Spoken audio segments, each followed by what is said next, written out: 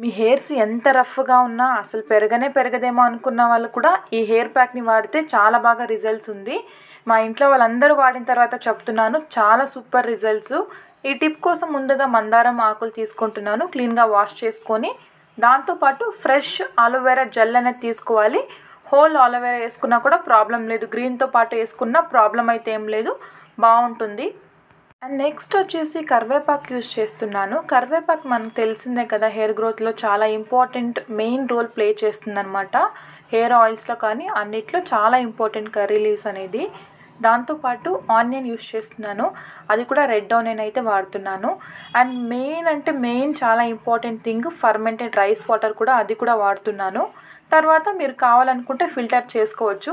నేనైతే అలాగే అప్లై చేసుకొని తర్వాత డ్రై అయిన తర్వాత అదంతా రాలిపోతుంది ఈజీగా. బట్ కష్టంగా ఉన్న వాళ్ళైతే గ్రైండ్ చేసుకొని ఫిల్టర్ చేసుకొని అప్లై చేయండి, సూపర్ రిజల్ట్స్ ఉంటుంది.